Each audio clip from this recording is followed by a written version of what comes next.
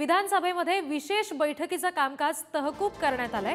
लक्षवेधी विचारणारे आमदार आणि त्याला उत्तर देणारे मंत्री सभागृहात उपस्थित नाहीत, त्यामुळे विशेष बैठकीचं कामकाज तहकूब करावं लागलेलं आहे। मात्र मंत्री आणि आमदार उपस्थित नसल्यामुळे फक्त 5च लक्षवेधी घेण्यात आल्यात असं कळतंय।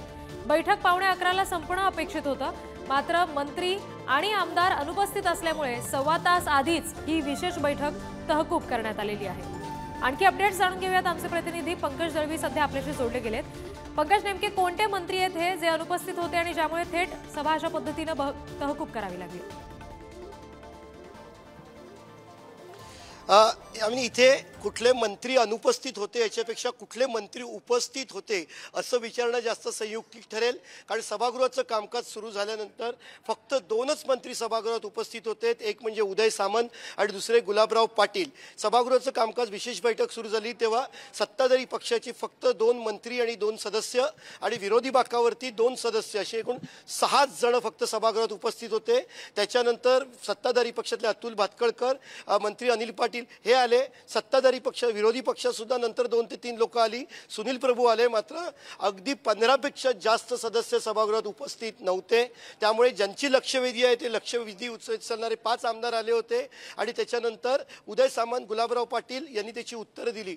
मात्र त्यानंतर लक्षवेधी विचारणारे आमदार आणि त्याला उत्तर देणारे मंत्रीच सभागृहात उपस्थित नसल्यामुळे सभागृहाचं कामकाज जे आहे ते थांबवण्यात आलं। ही नियमित बैठक नव्हती, कारण दिवसभरामध्ये जास्त कामकाज असल्यामुळे विशेष बैठक लावण्यात आली होती। त्याला स्पेशल सिटिंग म्हणतात।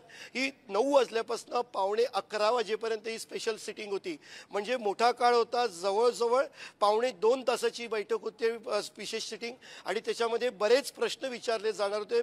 10 ते 12 लक्षवेधी आजच्या कामकाजामध्ये होत्या। मात्र मंत्री आणि प्रश्न विचारणारे आमदार हेच अनुपस्थित होते। म्हणजे खरं तर विरोधी पक्षातल्या लोकांनी आक्रमकपणे भूमिका मांडली असते की मंत्री उपस्थित नाहीत, पण यावेळी विरोधी पक्षाचा एक आमदार सुद्धा नव्हते, विरोधी पक्ष नेते सुद्धा सभागृहात नव्हते। त्यामुळे हा प्रश्न निर्माण होतो की सभागृहाचं कामकाज एवढं लाखो रुपये खर्च करून लोकांचे प्रश्न मांडण्यासाठी कामकाज सुरू केलं जातं। मिनिटाला लाखो रुपये खर्च होतात। असं असताना अशा पद्धतीने मंत्र्यांनी गैरहजर असणं फारच चुकीचं ठरेल असं म्हणायला हरकत नाही। पंकज, धन्यवाद दिलेल्या सगळ्या माहितीसाठी।